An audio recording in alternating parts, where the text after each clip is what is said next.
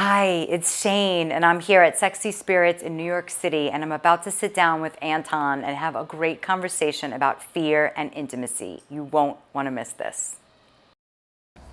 Hi there. Hello. My name is Richard Anton Diaz. I'm the founder of Sexy Spirits, and this is our Monday night fireside chat where we have as our guest this evening, Shane Coleman. Yay, thank you. I've known Shane for quite some time, and she's been an amazing individual who, she's going to tell us a little bit more, but I've known that she's worked with special needs children, and that she has also, recently done many courses now that range in the area of intimacy and sexual education. So I've just heard nothing but rant reviews, and I'm sure people are going to really enjoy learning more about you. Yes, yeah, I'm so excited. So, yes, Excellent. happy to be here. So let's start with, how did you come into teaching what you do now? You just to mention for our audience, you have a burlesque class that you teach. You teach. The talk tonight is going to be on fear and intimacy, and I'm just curious, how did it evolve to where you found to be a very popular educator in this field? Yeah, I mean, I really always like to give gratitude to the children with autism. That really opened my eyes to human behavior when it's not societally correct, when it's not the norm, or, you know, acting in a way that's just to make others happy, which is autism is totally the opposite of that. And so the latest rendition of my work is Enchanted Adventures in Intimacy. And we had that class here a couple of weeks ago. And I really saw the culmination of working with children with all kinds of special needs, mainly autism. And then I realized, if I don't work with the parents, then the children are not going to change their behaviors. So then I started working with parents. And then I realized, well, if I think I work with mom, then the child will be most impacted. And then I realized all the moms that I was working with had touches of anxiety, depression. They were not having any intimacy in their marriages, or if they were, there was less problems with the children at home. So little by little, over the last 15 years at this point, I've come to realize that if I have to focus and distill one thing that all people can work on to feel better and have more joy, it's fear and intimacy. And those two things, you know, it's a dance, they go hand in hand, but the children with autism really showed me how behavior works, how human, not even just human, but beings, whether it's dogs or cats, but interacting in a way that really brings out their genuine, authentic selves. Yeah. So I'm assuming when you say that you were working with autistic children who we know some of the social filters are non-existent, basically. Yes. And their interaction with the parents who are trying to kind of find a middle ground between their child who has no social filters and then the world around them that has all these social filters. Yes, and I'm so glad you brought that up. Thank you because I can get so excited. But while I was working with children with autism, I was also stripping at the same time. And so I was in these two arenas of children and men. This is why I started working with mothers, because I saw that children had all this permission to play, whether it was socially acceptable or not, and men had permission to play, or at least a place to go play. And so I've always had contrast, and really knowing if women had a place to play, a place to explore, they would be able to connect better and be more present. And you asked something else. What did you? Yeah, the thing that I was asking was that you have these children who have no social filters. Right. And then I imagine the parents are trying to find a middle ground between their child who finds these actions and behaviors perfectly normal, and then trying to juxtapose that with a society around them, or taking your child to a store who might touch themselves inappropriately, or things like that. Or just follow their impulse. Yes. And we have been trained as a society to hold back the impulse, to resist it. And so with that, I saw so much struggle with parents who were like, just be normal. Just, I want to throw a ball to you and play baseball. And those kind of things would break the connection. I see. And then the child wouldn't feel seen, or they would act out more. So the parent was like getting lost in, how do I relate to this child who's not my perfect child? Or how do I relate to my husband who now is feeling like he screwed up? Or guilt and shame and all these feelings that they've never been taught how to use or feel or be. I see. So, and I don't know if people caught it, but you said you were stripping at the same time. Yes. Yeah. Yeah. So you had this interaction with men, and something you said was very interesting. You said you were in a field as a stripper where men had this freedom, even though it was not necessarily integrated with their real life. And yet you had this other freedom that was being exemplified by the children. Yes. Who didn't have these filters on them. And you found a correlation, and then you said also that women didn't have either of those two freedoms available to them. Right, which brings in the burlesque. I see. And behavior. And when children have an impulse, right? They want to take something, give it to me. And then men in strip clubs also were allowed, there was still limitations, but they were allowed to follow their impulse. They could say whatever they want.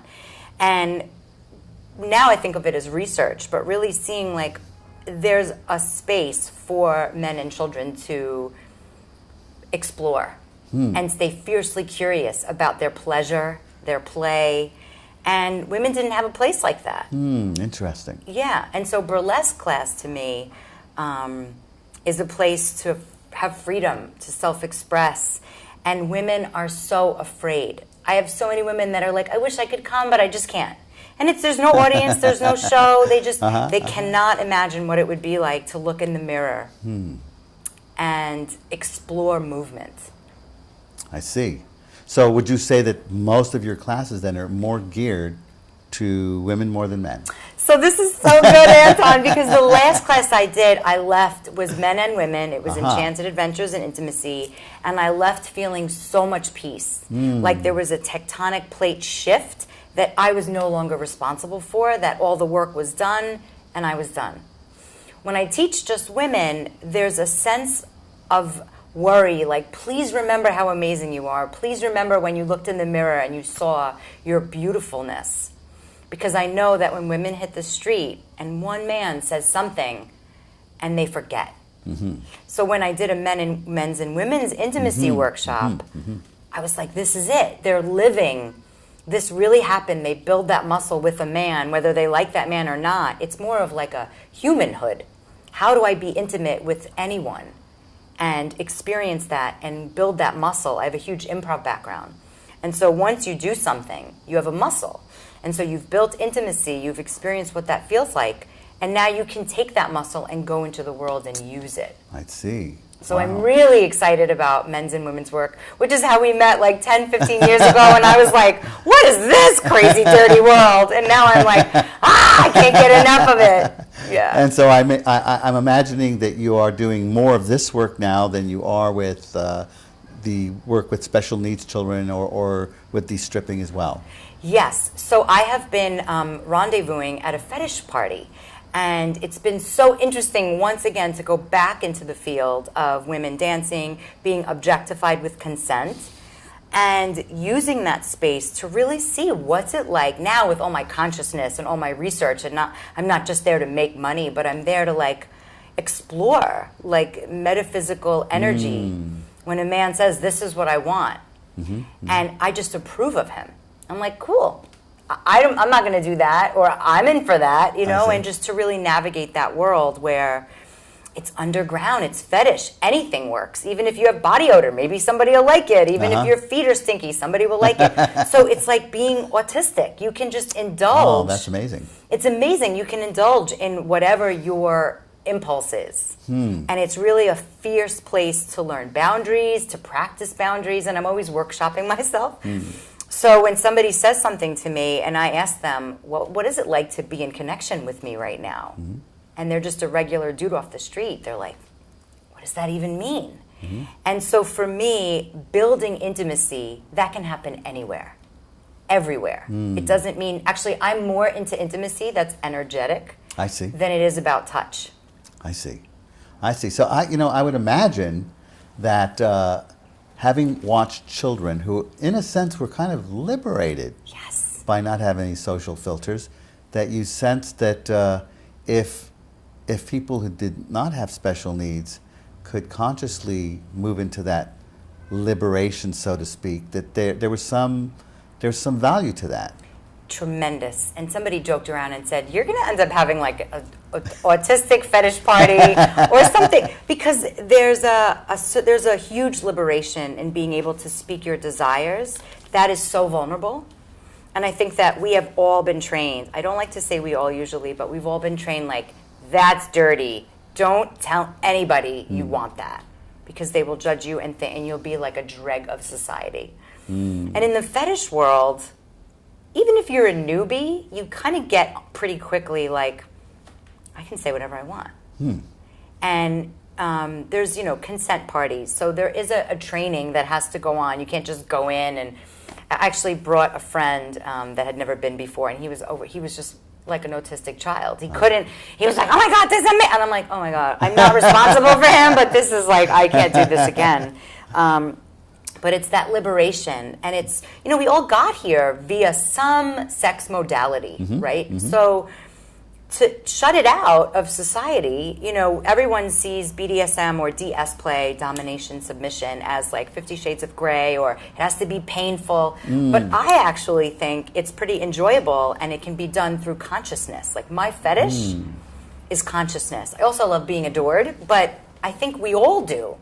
We all want to shine. And so like the children with autism are actually in their fetish. And a lot of therapists call it perseverating, or, oh yeah, they just like to line things up with videos, but they're getting pleasure from that. And so when parents, making this full circle hopefully, when parents try to take away their pleasure, it was actually denying them their human right to say what they want.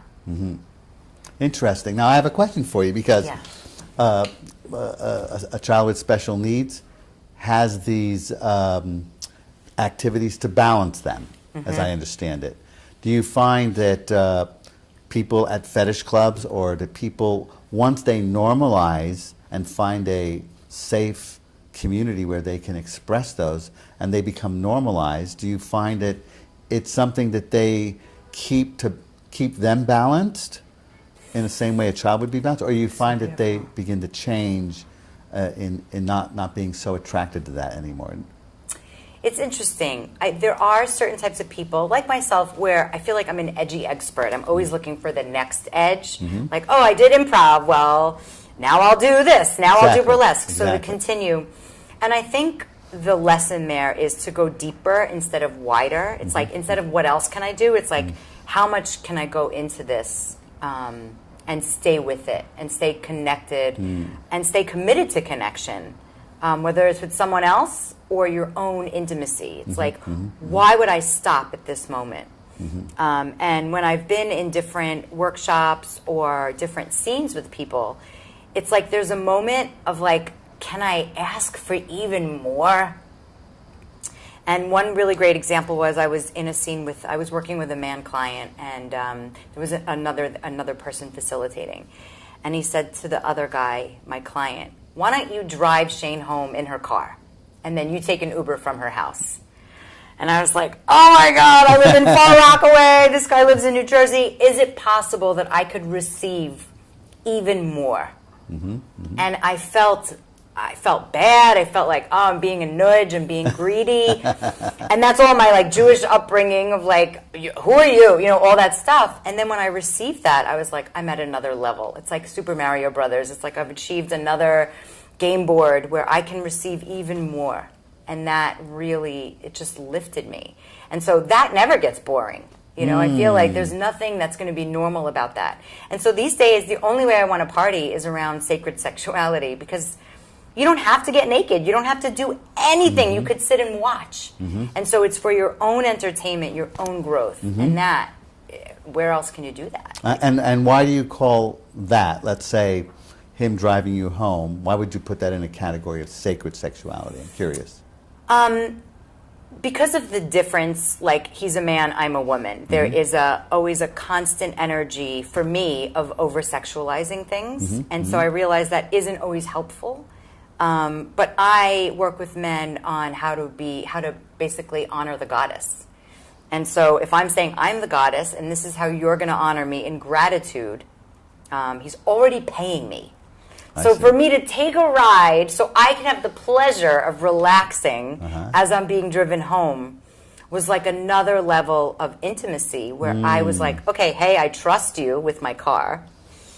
I'm going to make you go out of your way. I'm going to receive you going out of your way to take care of me because you're so grateful. And I'm going to trust that you're not secretly thinking like this bitch. And so that was like a whole other level of intimacy. And it doesn't have to be sexual, but it is by nature, man and woman, a sexual endeavor. Sure, and it's certainly bringing up the emotional and mental experiences of how you would relate to, I'm sure he's feeling how would it feel to have someone that he's serving in a way.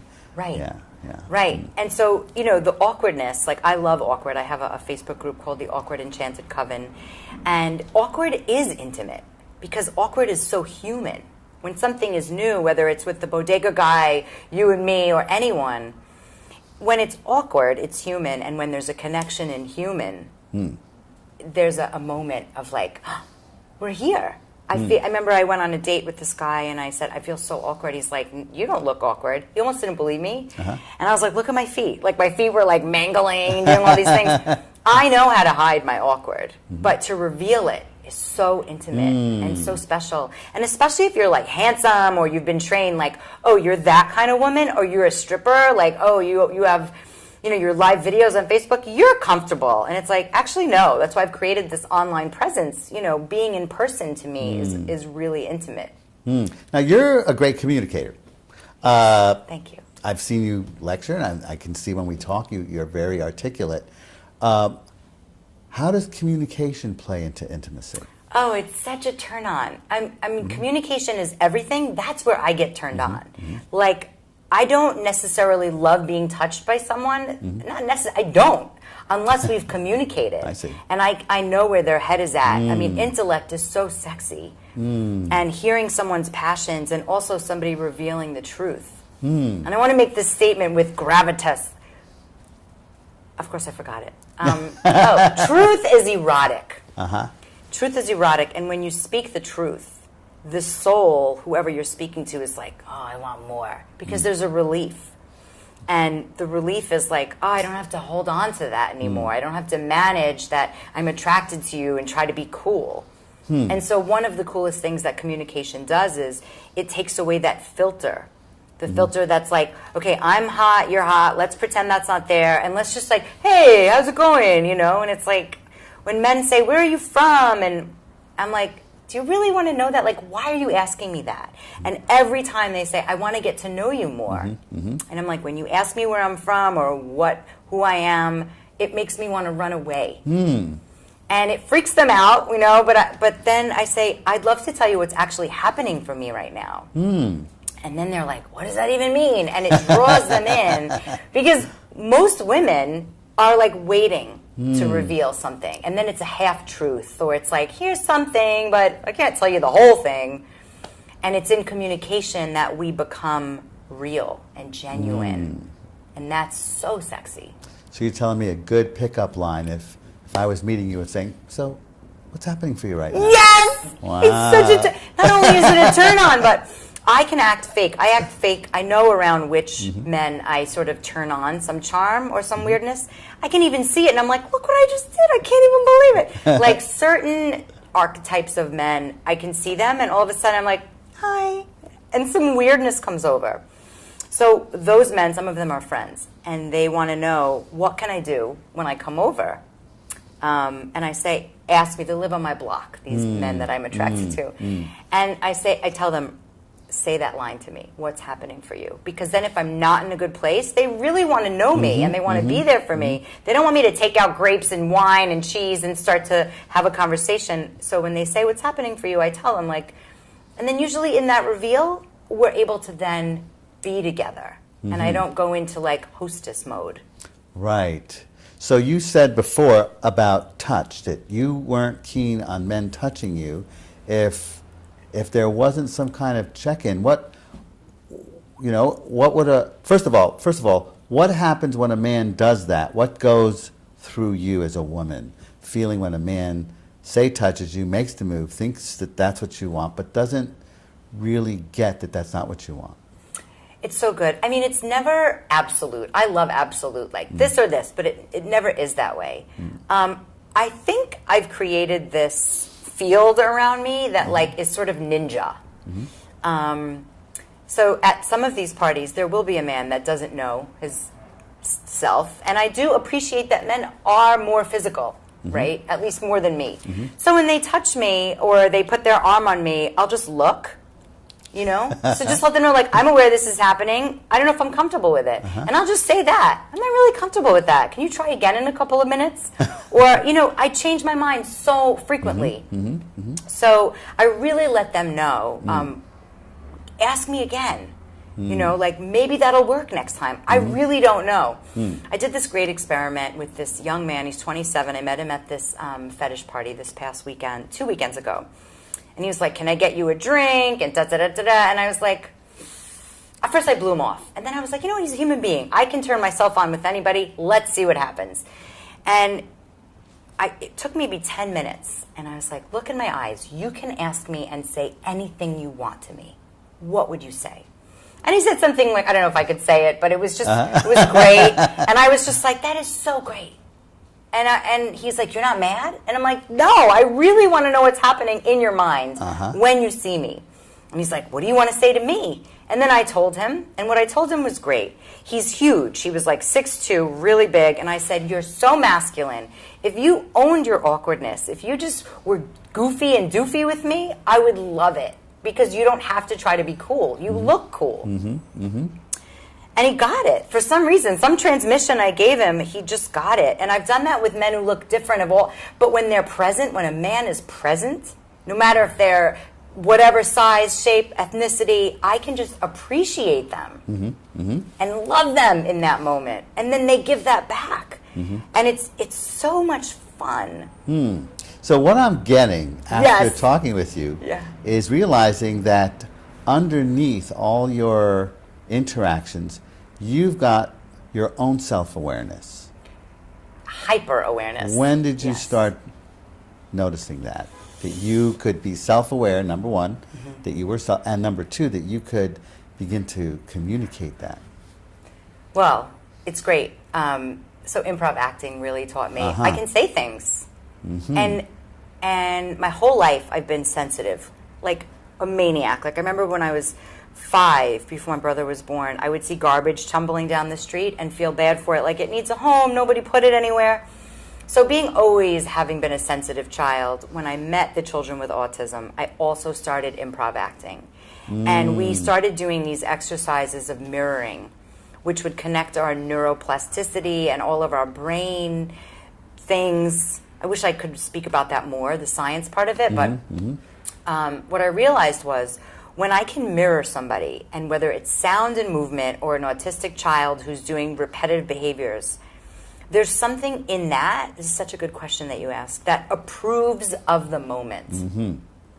And when I approve of a man, of a woman, whether it's a client or a potential lover, there's a relaxation that happens. And when we're relaxed, we can't mess up. When there's a thing like, I'm trying to be cool, I'm trying to have sex at this party, it's like boring and annoying and also so much pressure on both people. And when there's pressure, nothing feels good except coal turning into a diamond. But when we can be relaxed and be self-aware, even if one person is self-aware, it creates a space for the other person to be self-aware. And so many of my clients say, we didn't even start working together, but I have this permission around you that I just take with me. Wow. So you say the improv class, and I can see how that would allow you to act in improv without consequences, and then you could put it in real life Yes. because there were no consequences. None. Yeah. In fact, even when I spoke deep, wild truths, I remember some man said to me, like, wow, imagine that was true. And I'm like, I don't even have to own this shit. Yeah. Like, I could just leave it on the stage and have my own experience, and people are impacted in theater, in the audience, and then I get to go on with my day, and it was my new drug. You know, I'd stopped, for 2 years, I stopped socializing. I stopped going to bars, dinner. I stopped going to Fire Island and getting drunk. I stopped drinking. I stopped smoking marijuana. I was like, this is the new way to get high. I can bring my anger, my joy, and expand them. Very nice. And I would imagine watching autistic children must give you a sense that on some level they're liberated. They're the future. I don't know how to say this. I don't say this to all people, but they're really here to save us. Because they're being looked at under such magnifying glasses. And what society, what the government, what any program that is fixing them is doing is like coming up against a brick wall, because no two children are the same. Well, duh. Nobody's the same. We all have needs that are special. So when they're trying to say ABA therapy or whatever therapy is working for autistic kids, there's like 10 autistic kids that are like, no, not me. And that's brilliant. So I think if we focused on them and really followed their lead, we would get so much. And some people are. There are programs that are following their lead that are brilliant. And to me, then it becomes fun. Wow. And that's because, and I know I'm repeating this. No, it's good. Because autistic children what they have in common is they have this lack of social filter. Exactly. Right. Yeah. And our social filters, like if there's too many of them, people end up over drinking, smoking, because, you know, Osho says if we're doing anything with the mouth, it's boredom. And I really remembered that. He says a lot of off-the-wall things, but I really love that because I really see how people who are suffering from trying to be in the social norms, they're overeating, they're over-drinking, they're gossiping, they're doing all these things, or spending money, or all these things to try to fit in, just to feel good. Like their nervous systems are like in a bunch because they're trying to be socially normal. And actually, there's no such thing. Okay, so we're gonna grab a little bit of class from you here by asking you, what would people watching and hearing you talk about, what would be something that, having heard you and really understood what you're saying, what would be something that they could begin to say to themselves or to say to other people that would preface them allowing them to express exactly what they're feeling? So good. And I'm so glad some of our audience members are here. It's the one thing that changed the whole game for me. And it's right now I feel. Fuck, it's so brilliant. We have 40 to 50, I'm talking to you. We have 40 to 50,000 thoughts per day. That's a lot of thinking. And you know, we're in New York City, so you walk down the street, you're like, oh, the homeless man. Oh, the man defecating on himself. Oh, the fire engine. Like, and we have to sort these thoughts into, is that going to affect me? Am I afraid? Blah, blah, blah. And so we're always seeing and thinking, taking in information, digesting it. Some of it stays in our shoulder. Some of it brings up a pain in our back. You know, we get triggered. People don't know how to deal with it. And so if you can call your friend and say, I need you to listen to me for 3 minutes, and say, right now I feel distracted, right now I feel annoyed, right now I feel happy. So stream of consciousness style, it's like you're putting a flashlight in the thoughts and you're like, okay, now I can be here. You know, before we started talking, I went into the bathroom, I danced, right now I feel, I let it all go, and then I moved. And you cannot do it in your head. You have to say it out loud. Right. You can do it out loud to yourself. You can do it in a video to yourself. We're so lucky we have all this media. It's a brain dump. And that's one thing, RNIF. Whenever I teach courses, classes, it's like, I want to know where everybody is. You know, I might be doing something that's fucking somebody up and they're not telling me. And I'm responsible for them, you know. And so right now I feel ... That's brilliant. Brilliant. Keep it in the back pocket. And do you say that in such a way or add to it that you don't really want anybody to necessarily change anything about that other than hearing that expression? It's just listening. And here's the other secret, is that you can say it in a sentence. So you can be on a date, or let's say it's a breakup, and all of a sudden it's like silent. And it's like, you've said everything you wanted to say. Basically, it's just time to physically walk away.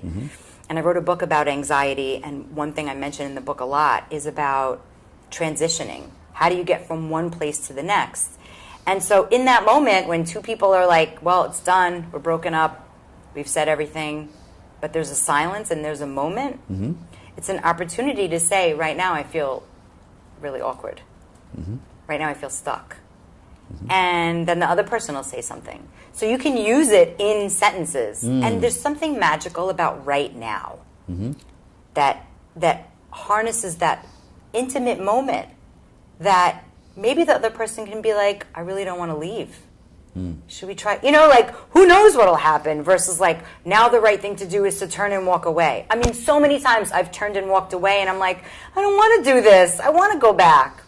And maybe the other person feels that way. And so it could redirect a whole moment by just speaking that truth in the moment. And do you feel that because we were talking tonight about fear and intimacy. Yes. Do you feel that the biggest fear is how people might look at them or being judged, or what is the fear? So the fear almost all the time is not being enough. Like, different things can stem from there, like rejection, shame, neediness, longing, the sense of being alone, of making a mistake, of putting too much hope in something that feels, all those things. And, I teach a course called Fuck Your Fears, and it's not like you can always dive right into the fear. Sometimes you take your dinosaur tail and like whack it from behind, but it's in that moment where, you feel the fear and you take that intimate risk anyway. Because you can't mess up if you're going to be intimate. And I grew up in Canarsie, Brooklyn. It's like, oh, you're a pansy, or you're weak if you cry, if you show your neediness. So we would stuff it. And what happens is, especially when women stuff it, they're stuffing it with spending money or eating, or I have so many men clients who are just shut down. They're like, no, I'm not going to fall in love again. I'm too old. I'm too fat. I'm too this. And I'm like, oh my God, it's like, let's get back in the game, And so that the fear is blocking people from living fully. It almost doesn't matter what the fear is. Like, it doesn't have to be logical. Let's just feel those feelings in the body and see what happens if you do it anyway. And then be like, you know what? I gave it my all. Anxiety and lack of intimacy come up when there's partial reveals. Because then it's like, what if I would have said the whole thing? And I have that, I've not by any means conquered fear, but it's so important to realize, like, wow, if I don't speak the whole thing, I'm creating a story to then fuck myself with, to then really do a number on myself that'll leave me always thinking, what if I did this? What if I did that? So it's years lost. Wow, excellent. Yeah. Well, you'll be teaching a few courses. We have the burlesque. Yes. For is it beginners or for? It's for beginners. Everyone's a beginner. I added that word because people are like, are we gonna? They're like little kids. Like, what are we gonna do? Do I have to get naked? What's happening? And it's adorable. And same for the intimacy class that I teach. It's like, I remember 390 people looked at the event, and there were 9 amazing, brave, courageous people that came because I did say we'll toe dip into DS play. And people were like writing, what are we going to do? Is this? And I understand that nervousness. It's easy for me to smile and laugh. Invite me to a grief class, and I'm like, I'm not going. So I know my limitations, but it's really like the burlesque class. I call it beyond burlesque. It's not about entertaining. It's about comfort and ease and sensuality. Gotcha. Just for the self. Wow. Yeah. Well, we are so honored to have you here teaching these at Sexy Spirits. Yes. And I know people have got to experience you in person. They may be experiencing you right now on YouTube or video they're watching, but they've definitely got to experience you in person. Thank you. So it's a pleasure having you this evening. Yeah, thank you for you so having much. Me and asking such good questions. Oh, good. I'm glad. I'm right now. I'm feeling very confident that I was able to ask you good questions. Yes. Yeah. It's important. Our connection is important because people will feel. And we just want everybody to feel. Excellent. Thank you, Shane. Yeah, you're welcome. All right.